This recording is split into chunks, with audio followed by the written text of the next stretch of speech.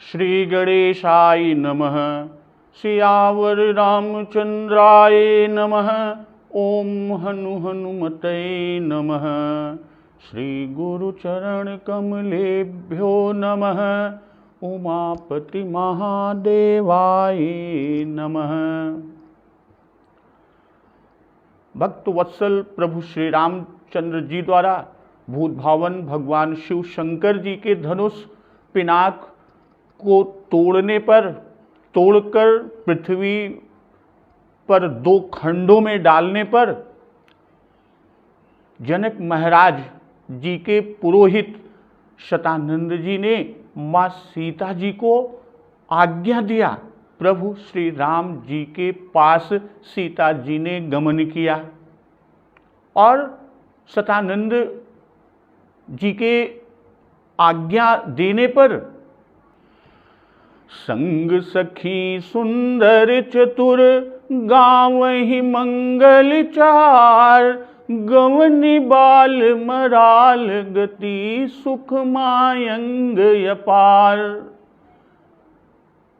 तो जगत नंदिनी सीता जी बाल हंसनी की चाल से प्रभु की ओर चली और मां सीता जी के अंगों में अपार शोभा है और साथ में जो सुंदर चतुर सखियां हैं वो मंगल गीत गाते हुए मंगलाचार के गीत गाते हुए जा रही हैं।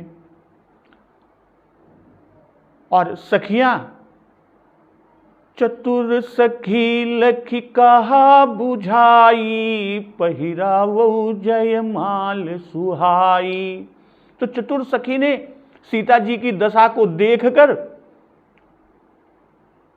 सीता जी को समझाकर कहा कि सुहावनी जयमाल पहनाओ, जयमाला को पहनाओ। और यह सुनकर सुनत जुगल कर माल उठाई प्रेम विवश पहिराई न जाई। और सुनकर सखी के वचन को सीता जी ने दोनों हाथों से माला उठाई किंतु प्रेम के विवश होने से पहनाई नहीं जाती। तो सखियां सीता जी की स्थिति को देखकर उनकी इस छवि को देखकर गाने लगती हैं और माता सीता जी ने सखियों के इशारे को समझकर प्रभु श्री राम जी के गले में जयमाला पहना दी कि गावहि छवि अवलोकि सहेली सिय जयमाल राम उर्मिली। और इस तरह जब सीता जी ने जयमाल पहनाया तो उसके बाद नगर और आकाश में बाजे बजने लगे। दुष्ट लोग उदास हो गए, सज्जन लोग प्रसन्न हो गए और देवता किन्नर मनुष्य नाग मुनीश्वर सभी जय जयकार कर प्रभु श्री राम और माता सीता यानी श्री सीताराम जी को आशीर्वाद दे रहे हैं। देवताओं की स्त्रियां नाचती गाती हैं, हाथों से पुष्पों की अंजलियां भर भर कर अर्पित कर रही हैं। ब्राह्मण जहां तहां वेद ध्वनि कर रहे हैं। भाट लोग विरदावली यानी कुल की कीर्ति का बखान कर रहे हैं। और इस तरह तीनों लोक पृथ्वी पाताल और स्वर्ग तीनों लोकों में प्रभु का यश फैल गया। तीनों लोकों में अर्थात मर्त्य लोक पाताल लोक और स्वर्ग लोक तीनों में यश फैल गया। क्या यश फैला कि प्रभु श्री रामचंद्र जी ने धनुष को तोड़ दिया, सीता जी को वरण कर लिया और नगर के सभी नर नारी आरती कर रहे हैं और अपनी हैसियत को भुलाकर अपने सामर्थ्य से बहुत अधिक वो निछावर कर रहे हैं। और सखियां कह रही हैं नंदिनी सीता जी से कि स्वामी के चरण छुओ। कि सखी कहीं प्रभु पद गहु सीता करती न चरण परस अति भीता। किंतु माता सीता जी अत्यंत भयभीत हुई, प्रभु के चरण नहीं छूती हैं। और वो क्यों नहीं छूती हैं उसी से आगे आज का प्रसंग कि गौतम तीय गति सुरति करी नहीं पर सती पग पान, मन विहसे रघुवंश मणि, प्रीति अलौकिक जानी। भाई गौतम जी की स्त्री अहिल्या की गति का स्मरण कर जनक नंदिनी सीता जी श्री राम जी के चरणों को हाथों से स्पर्श नहीं कर रही हैं। मन बिहसे रघुवंश मणि, प्रीति अलौकिक जानी।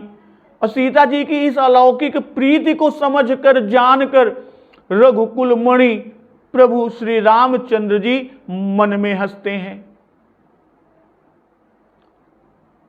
भाई गौतम तीय गति सुरति करी, नहीं पर सती पग पानी। तो गौतम तीय कहने से अहिल्या का बोध हुआ। भाई अहिल्या संसार में बहुत है, किंतु गौतम ऋषि प्रसिद्ध हैं, तो इनमें भ्रम नहीं हो सकता। तो गौतम तीय की गति कैसे जानी?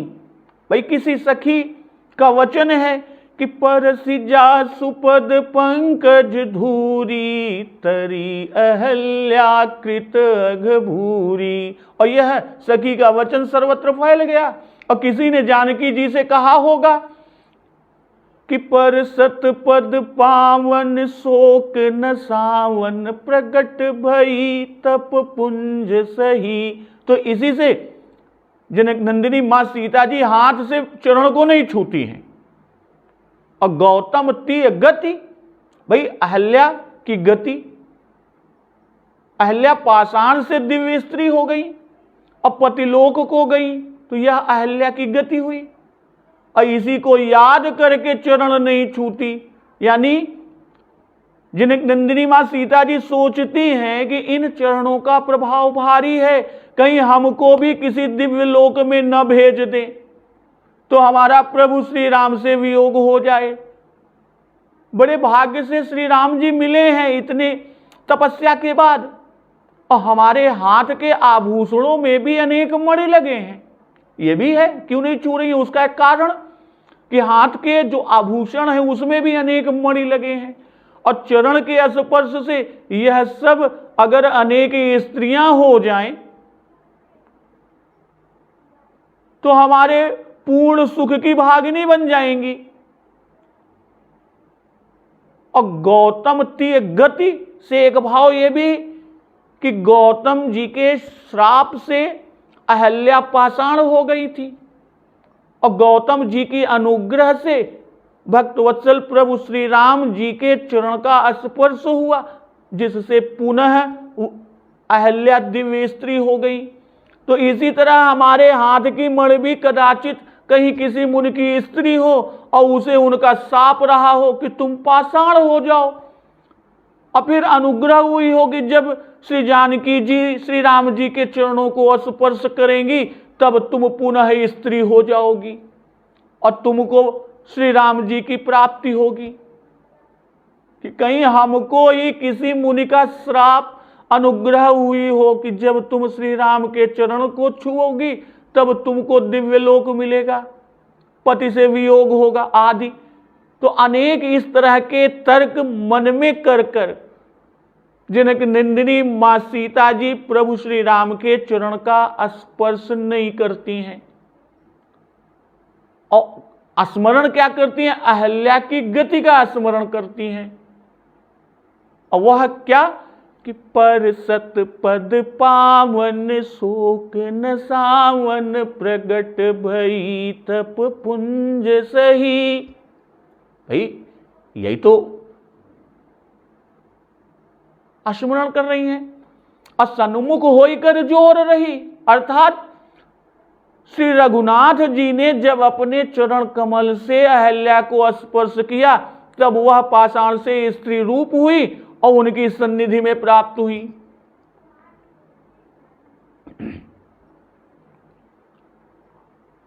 किंतु जब अहल्या स्वयं प्रभु के चरणों में पड़ी तब गई पतिलोक आनंद भरी।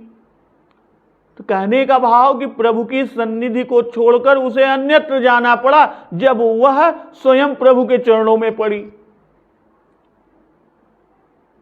इसलिए माता सीता जी सखियों के कहने पर भी स्वयं प्रभु के चरणों का स्पर्श नहीं कर रही हैं, क्योंकि प्रभु को छोड़कर उन्हें अन्यत्र जाना नहीं है। जनक नंदिनी मां सीता जी चाहती हैं कि प्रभु स्वयं अपने चरणों से स्पर्श करके सदा के लिए मुझे अपनी सन्निधि में ही रखें। और यही अलौकिक प्रीति को समझकर जानकर रघुवंश मणि भक्त वत्सल प्रभु श्री राम जी हंसे। हनुमान नाटक में भी इसी संबंध में उल्लेख है कि श्री जानकी जी श्री राम जी से कहती हैं कि गौतम मुनि ने आपके चरण कमल के रज से पाषाण देह को छोड़ने वाली धर्म पत्नी अहल्या को पाया, तो बड़े बड़े पाषाण वाले इस विंध्याचल में आपके फिरने से कितने ही तपस्वी स्त्रियों वाले हो जाएंगे। अर्थात जिस भी शिला को आपके चरण का स्पर्श होगा वही ऋषि की स्त्री हो जाएगी। और लंका में भी अग्नि परीक्षा होने पर अग्नि शपथ से निकली हुई और अत्यंत भक्ति को धारण करती हुई श्री जानकी जी फिर श्री रामचंद्र जी के चरणों का स्पर्श नहीं करती हैं। हनुमान नाटक में उल्लेख है। क्यों? क्योंकि उनके हाथ मणि और कंकण से प्रकाशित हो रहे थे कि इस शंका से स्पर्श नहीं किया कि कहीं अहल्या की तरह श्री राम पद स्पर्श से ये कंकण की मणियां स्त्री न हो जाएं। तो अहल्या चरण स्पर्श से दिव्य होकर पतिलोक को चली गई कि गई पतिलोक आनंद भरी। तो कहीं ऐसा ना हो कि चरण स्पर्श से मैं अपने नित्य दिव्य रूप को पाकर पतिलोक अर्थात साकेत या वैकुंठ को न चली जाऊं, अब प्रभु से वियोग हो जाए मेरा, जैसे अहल्या का प्रभु से वियोग हुआ। भाई श्री राम जी ने अहल्या का स्पर्श स्वयं किया, तब अहल्या प्रभु के सम्मुख रही। और जब अहल्या ने स्वयं प्रभु श्री राम जी के चरणों का स्पर्श किया कि बार बार हरि चरण परी, तब अहल्या का प्रभु से वियोग हुआ कि गई पतिलोक आनंद भरी। इसीलिए जनक नंदिनी मां सीता जी प्रभु श्री राम जी के चरण का स्पर्श नहीं कर रही हैं। भाई सखियों के कहने पर भी सीता जी प्रभु श्री राम जी का चरण स्पर्श नहीं करती। कारण देते हुए बाबा गोस्वामी तुलसीदास जी कहते हैं कि गौतम तीय गति सुरति करी, यानी गौतम ऋषि की स्त्री अहल्या चरण की धूल स्पर्श कर तर गई, संसार सागर के पार हो गई कि मुनतीय तरी लगत पग धूरी। असो सीता जी को यह संदेह है। भाई यही संदेह मन में उठा जिस पे तर्क है कि कहीं मैं भी संसार सागर के पार न चली जाऊं, तब तो प्रभु के चरणों से वियोग हो जाएगा, इसलिए चरण स्पर्श नहीं कर रही हैं। और रघुवंश मणि इस अलौकिक प्रीति को देखकर मन ही मन में हंस रहे हैं कि मन बीह से रघुवंश मणि प्रीति अलौकिक जानी, क्योंकि प्रकट हंसने में लोक कलाज है। भाई अलौकिक प्रीति श्री जानकी जी के मन में है और मन की प्रीत जानकर मन में भी से अर्थात मन में प्रभु प्रसन्न हुए। और जैसी जानकी जी की प्रीति राम जी में है वैसी प्रीति पूरे लोक में किसी की नहीं है। तो इस तरह जब प्रभु श्री राम और जगत जननी मां सीता जी को साथ देखते हैं, कौन? सारे भूपति, सारे राजा, तो उनकी स्थिति कि तब सी देख भूप अभिलाषे कूर कपूत मूढ़ मन माखे, कि तब श्री सीता जी को देखकर राजा ललचा गए। अभिलाषे अकूर कपूत मूढ़ मन माखे, कि वे कूर क्रूर हैं, कपूत हैं, मूढ़ हैं, राजा मन में माख को प्राप्त हुए। उठ उठ पहिरिसना है अभागे, जह तह गाल बजावन लागे। कि वे अभागे उठ उठ कर कवच पहनकर अस्त्र शस्त्र को लेकर जहां तहां गाल बजाने लगे। और क्या गाल बजाते हैं कि लेहु चढ़ाई सिय कह को, धरि बांधऊ नृप बालक दो। कि कोई सीता जी को छीन तो लो और दोनों राजकुमारों को पकड़कर बांध दो और उन्हें बांध कर यहां रखो। तो तब सिय देखी भूप अभिलाषे, कूर कपूत मूढ़ मन माखे। भाई पहले प्रण को सुनकर राजा ललचाए और मखाए थे कि सुनिपन सकल भूप अभिलाषे, भट मानी अतिशय मन माखे। और जब धनुष न उठा तब भी सीता जी को देखकर ललचाए और मखाए। तो यहां बाबा गोस्वामी तुलसीदास जी लिख रहे हैं कि तब सिय देखी भूप अभिलाषे। तो तब अर्थात जब जयमाल पड़ गया और आरती निछावर आदि सब हो चुका, स्वयंवर की सब प्रक्रिया समाप्त हो गई, तब माखे, तब अभिमान कर रहे हैं कि हमारे आगे या हमारे सामने कन्या से जयमाल क्यों पहनी, यह कौन है जयमाल पहनने वाले, क्या हम वीर नहीं हैं, हमारे रहते ये कन्या कैसे ले जाएंगे। तो प्रण सुनकर जब राजा ललचाए और मखाए थे तब उनको भटमानी कहा, क्योंकि वहां पर वीरों का काम था। और जब श्री सीता जी को देखकर अभिलाषा की तब क्रूर कहा। भाई ये क्रूर हैं अर्थात अधर्मी हैं। श्री सीता जी को देखकर अभिलाषा करना ही अधर्म है। भाई पुरुषार्थहीन होने से कपूत कहे। और धर्मात्मा राजाओं का उपदेश सुनकर, जो धर्मात्मा राजा उपदेश दिए, जगदम्बा जानहु जिय सीता, एक तरफ कहा अब प्रभु को कि जगत पिता रघुपति ही विचारी, भरि लोचन छविले हूँ निहारी। यह उपदेश सुनकर भी ज्ञान नहीं हुआ और न प्रभु श्री रामचंद्र जी का भारी पुरुषार्थ देखकर उन्हें ज्ञान हुआ, इसलिए मूढ़ यानी अज्ञानी और मूर्ख कहे। तो पहली बार अभिलाषे के साथ भटमानी और अभी कूर कपूत मूढ़। तो वहां पहली बार पुरुषार्थ दिखाने का काम था, इसलिए मानी कहकर एक प्रकार से राजा लोगों की प्रशंसा की है कि जिन्हें अपने पराक्रम और पुरुषार्थ का अभिमान था तो उन्हें क्रोध आ गया और वे वंदी के वचन नहीं सुन सके। और ये होना तो वीरों के योग्य ही है। पर जब सभी राजा पुरुषार्थहीन सिद्ध हुए, उठाना, प्रत्यंचा चढ़ाना, तोड़ना तो दूर की बात है, तिलभर वो हिला नहीं सके, टसका नहीं सके, तब उनके मुंह में स्याही लग गई। तब भी लज्जा को ताक पर रखकर श्री जानकी जी को पाने की इच्छा कर रहे हैं। इसलिए यहां कूर कपूत मूढ़ ये गाली के शब्द उनके लिए बाबा गोस्वामी दास जी ने प्रयुक्त किया। श्री राम जी के धनुष तोड़ने पर, उनको जयमाल पहनाए जाने पर श्री जानकी जी की चाह करना अधर्म पर पैर धरना है, इसलिए क्रूर कहा। अब पुरुषार्थहीन साबित हुए, अपने बाप दादा का नाम डुबाया, इसलिए कपूत कहा। असाधु राजाओं के समझाने पर न माना राजाओं ने, और श्री लक्ष्मण जी के वचन सुनकर उनका क्रोध देखकर उनके क्रोध के प्रभाव को कि डगमगानि महि दिग्गज डोले, अदिश कुंज रहु कमठ ही कोला।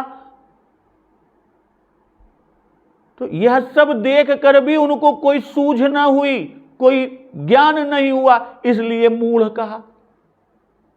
और जब जनक जी ने कहा कि कुंवर कुंवारी रहूं का करूं, तो जो अभिलाषा दब गई थी वह पुनः जाग उठी कि सीता जी की प्राप्ति किसी को ना होगी, चला हमका न्याय मिली तो कऊ को न्याय मिली, यह संतोष रहा। और इस बात पर जिन्हें संतोष था उन्हें दूसरे को अपनी प्राप्ति सह न हुई। भाई कोई दूसरा सीता जी को प्राप्त कर लिया, यह उनसे सहन नहीं हुआ। तो उनमें से जो क्रूर कपूत मूढ़ थे उन्हें मन ही मन आमर्ष हुआ, यानी अभिमान हुआ कि बलवान के सामने अभिमान चल नहीं सकता, इसलिए क्रुद्ध होकर सामना करने का साहस नहीं है, इसलिए मन ही मन मसोस रहे हैं। और उनकी स्थिति कैसी है कि उठी उठी पहिरी सना है अभागे, जह तह गाल बजावन लागे। भाई बल प्रताप वीरता बड़ाई तो सब आप लोगों ने अपनी नष्ट कर डाली है। तो अब सुंदर भाव से प्रभु श्री सीताराम जी का दर्शन भी नहीं करते, उनसे विमुख हो रहे हैं, विरोध कर रहे हैं, इसलिए अभागे हैं। अब पहिरी सनाह, भाई युद्ध करने को तैयार हुए, क्योंकि सनाह युद्ध में पहना जाता है।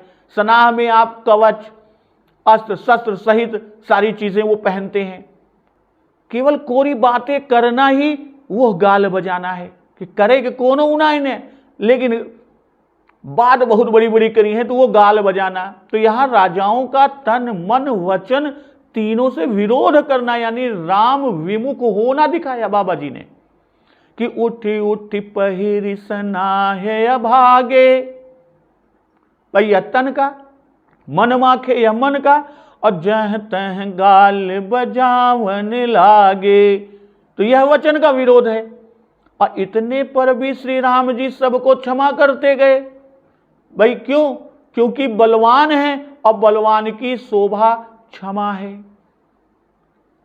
तो लेहु चढ़ाई सी कह को धरि बांधहु नृप बालक दो। तो जो गाल बजावन लागे, क्या गाल बजाए, क्या डींगे मारे कि धनुष तोड़कर विवाह करना पद था सो न हुआ।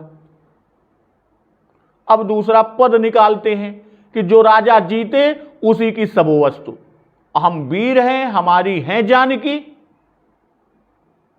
लेहु चढ़ाई सी कह को, सब वचन वही, क्या गाल बजाना, डींगे मारना। और कहते क्या है कि धर बांधहु नृप बालक दो। नृप बालक कहकर प्रभु श्री राम जी को शत्रु करार दिया। और शत्रु को स्वतंत्र नहीं छोड़ना चाहिए, यह राजनीति कहती है कि जिसका धन स्त्री आदि अपहरण करें उसे स्वतंत्र कभी ना छोड़ें।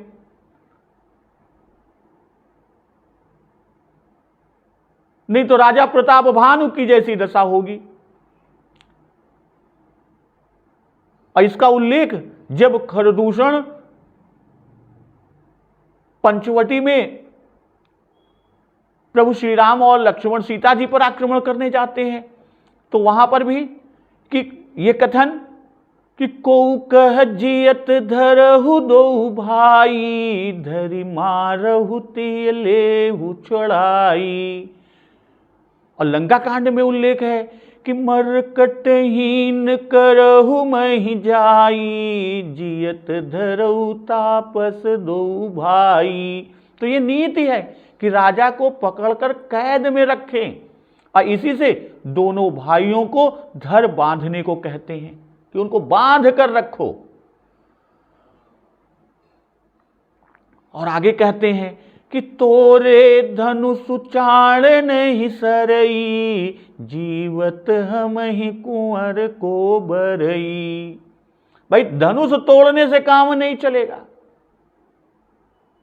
भला हमारे जीते जी राजकुमारी को कौन ब्याह सकता है। ये अपने स्वार्थ में कि जव विदेहु कछु करई सहाई, जीतहु समर सहित दो भाई। कि यदि जनक जी को सहायता करें तो युद्ध में दोनों भाइयों सहित उसे भी जीत लो। तो पहले कहा था कि तोरे हु धनुष व्याहु अवगाहा, बिनु तोरे को कुंवरी ब्याहा।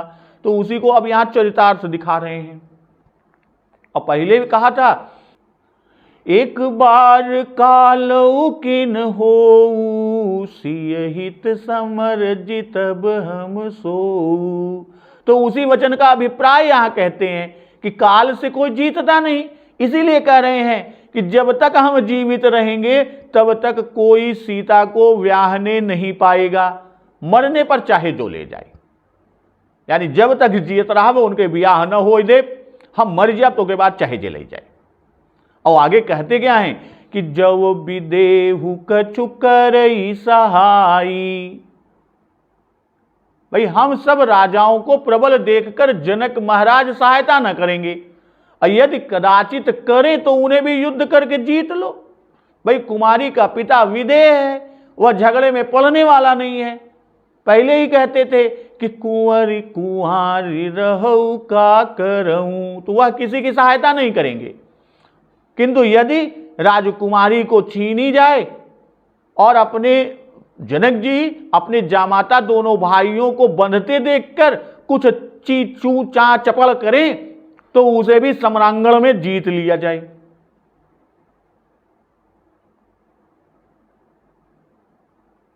तो धनुष तो राम जी ने ही तोड़ा है, पर बांधने और जीतने में दोनों भाइयों को सभी राजा कर रहे हैं। ऐसा क्यों? क्योंकि भाई भाई की सहायता करता ही है कि हो ही कुठाय सुबंधु सहाय, ओढ़ी हाथ असनहु के धाये। भाई लक्ष्मण जी सुबंधु हैं तो वे अवश्य सहायता के लिए दौड़ेंगे, तो वो सहायता के लिए दौड़ेंगे तो राम जी के साथ लक्ष्मण जी को भी बांध कर रखो। तो साधु भूप बोले सुनि बानी, राज समाज ही लाज लजानी। तो इन राजाओं के वचन को सुनकर जो महात्मा राजा बैठे हैं, साधु भूप हैं, तो वो बोलते हैं कि इस राज समाज में तो लाज भी लजा गई। यानी तुम्हारे बल प्रताप वीरता, कि बल प्रताप वीरता बढ़ाई, नाक पिना कहीं संग सिधाई। कि बल प्रताप वीरता बढ़ाई और नाक यानी बल प्रताप आदि की नाक तो शिव जी के धनुष के साथ चलती हुई, उन्हीं के धनुष भंग होने से ये सब आपका चला गया। असोई सूरता कि अब कहूं पाई, असि बुद्धि तो विधि मुह मसिलाई। तो वही सूरता वीरता क्या अब कहीं से फिर पा गए? ऐसी बुद्धि है तभी तो विधाता ने मुंह में स्याही पोत दी, मुंह में स्याही लगा दी। साधु भूप बोले सुनि बानी, राज समाज ही लाज लजानी। भाई साधु का स्वभाव है कि यदि उनको कोई कुछ कहे तो वे सह लेते हैं। जिस तरह उल्लेख है कि बूंद अघात सही गिर कैसे, खल के बचन संत सहजई से। किंतु यदि इनके इष्ट को कोई कुछ कहे तो वे नहीं सहते। क्यों नहीं सहते? क्योंकि हरिहर निंदा सुनई जो काना, होई पाप गो घात समाना। इसी से ये दुष्ट राजाओं के वचन साधु राजा नहीं सुन सके। अब बोल ही उठे कि राज समाज ही लाज लजानी। भाई राज समाज को लज्जा आनी चाहिए। सोवा भी लज्जित ना हुआ, राज समाज को देखकर लाज ही लजा गई। लाज लजा गई एक तरह का मुहावरा है कि तुम्हारे समान निर्लज्ज अब कोई नहीं है। निर्लज्जता की हद कर दी। और गाल बजाना निर्लज्जता है। तो राज समाज को लाज लजा गई। भाई राजाओं के वचन सुनकर शीलवान राजाओं ने अपना अपना सिर नीचे कर लिया। भाई लज्जावान पुरुषों को लज्जा लगी कि हम कहां इस निर्लज्ज समाज में आ गए, कहां आके हम फंस गए। तो यही मानो मूर्तिमान लज्जा का लजा जाना है। अब बल प्रताप वीरता बढ़ाई, नाक पिना कहीं संग सिधाई। भाई पहले बल है, बल से प्रताप है, प्रताप से वीरता, अर्थात प्रतापी वीर होते हैं, और वीरता से बड़ाई होती है, और बड़ाई से नाक है।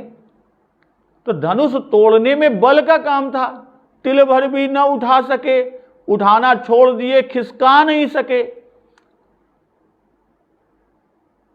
और तिल भर न उठा सकने से उनके बल का नाश हुआ। और बल प्रताप आदि सबका मूल है, इसलिए बल के नाश से उन सभी का नाश हुआ। जितने भी बल प्रताप वीरता बड़ाई सबका नाश हुआ। नाक पिना कहीं संग सिधाई, तो सिधाने वाले तो बल प्रताप वीरता बड़ाई नाक कई हैं, अब बल आदि सबकी बड़ाई पिनाक के संग चली गई। तो सोई सूरता की अब कहूं पाई, असी बुद्धि तो विधि मुह ससिलाई। कि जिस सूरता से धनुष तिल भर भी न हटा सके, एक व्यंग है, उसी सूरता से प्रभु श्री राम और लक्ष्मण जी को धर पकड़ने और बांधने को कहते हो। ऐसी बुद्धि थी तभी तो धनुष तोड़ने गए थे, और मुंह में कालिख लगवा के लौटे, मुंह में स्याही पुतवा के लौटे। और यदि सुंदर बुद्धि होती तो क्यों धनुष के पास जाते। जो साधु भूप थे उनके विचार की, जिनके कछु विचार मन माही, चाप समीप महीप न जाही। तो मुंह मसिलाई मुहावरा है, एक लोकोक्ति है कि विधि मुंह मसिलाई। भाई विधाता ने स्याही लगाई, इसको कहने के पीछे का आशय कि मुख में कालिख लगना पाप का फल है, और पाप पुण्य के फलदाता विधि है, जिसका उल्लेख बाबा जी ने किया है कि कठिन कर्म गति जान विधाता, शुभ अरु अशुभ कर्म फलदाता। और श्री सीता जी जगदम्बा प्रभु श्री राम जी की आद्या शक्ति हैं, तो उनको पत्नी रूप में वर्ण करने की इच्छा से धनुष उठाने गए थे, इसलिए पाप लगा आप सबको।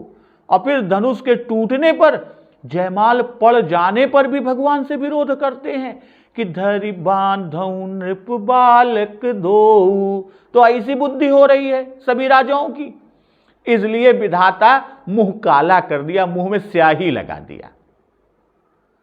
तो देखूं राम ही नयन भरी, तजीर सामद को, लखन रो सुपावक प्रबलु, जान सलभ जन हो। भाई ईर्ष्या मद और क्रोध को त्याग कर प्रभु श्री रामचंद्र जी को नेत्र भरकर देख लो। देखूं राम ही नयन भरी, तजीर सामद को, लखन रो सुपावक प्रबलु, जान सलभ जन हो। अब प्रभु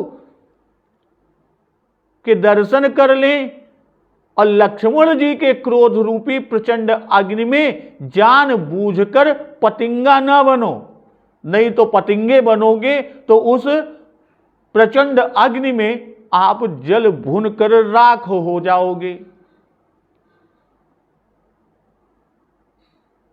और कैसे उल्लेख आगे करते हैं कि गरुड़ का भाग कौआ चाहे, सिंह का भाग खरगोश चाहे, अब बिना कारण ही क्रोध करने वाला अपनी कुशलता को चाहे, और शिव जी से विरोध करने वाला सब प्रकार की संपत्ति चाहे। तो इस तरह की स्थिति आगे क्या बनती है उसका श्रवण रसपान हम लोग अगले दिवस की कथा में करेंगे। तो आज की कथा का समापन भूत भावन भगवान शिव शंकर जी की एक इस स्तुति के साथ करते हैं। शीश गंग अर्धंग पार्वती सदा विराजत कैलासी, नंदी भृंगी नृत्य करत हैं धरत ध्यान सुर सुख राशि। शीतल मंद सुगंध पवन बह बैठे हैं शिव अविनाशी, करत गान गंधर्व सप्त स्वर राग रागिनी मधुरासी। यक्ष रक्ष भैरव जह डोलत बोलत हैं वन के वासी, कोयल शब्द सुनावत सुंदर भ्रमर करत हैं गुंजासी। कल्पद्रुम अरु पारिजात तरु लाग रहे हैं लक्षासी, कामधेनु कोटिन जह डोलत करत दुग्ध की वर्षासी। सूर्यकांत सम पर्वत शोभित चंद्रकांत सम हिम राशि, नित्य छवो ऋतु रहत सुशोभित सेवत सदा प्रकृति दासी। ऋषि मुनि देव धनुज नित सेवत गान करत स्तुति गुण राशि, ब्रह्मा वेशो निहारत निश दिन कछु शिव हमको फरमासी। सिद्धि सिद्धि के दाता शंकर नित सत चित आनंद राशि, जिनके सुमिरत ही कट जाती कठिन काल यम की फांसी। त्रिशूल धर जी का नाम निरंतर प्रेम सहित जो नर गासी, दूर हो या विपदा उस नर की जन्म जन्म शिव पद पासी। काशी के वासी अविनाशी मेरी सुध लीजो, एवं जान सदा चरणन को अपनो जान कृपा कीजो। तुम तो प्रभु जी सदा दयामय गुण मेरे सब ढकियो, सब अपराध क्षमा कर शंकर किंकर की विनती सुनियो, किंकर की विनती सुनियो। बोलिए सियावर रामचंद्र की जय, पवन सुत हनुमान की जय। जगत जननी माँ जगदम्बा की जय, गुरुदेव भगवान की जय, उमापति महादेव की जय। जय श्री राम।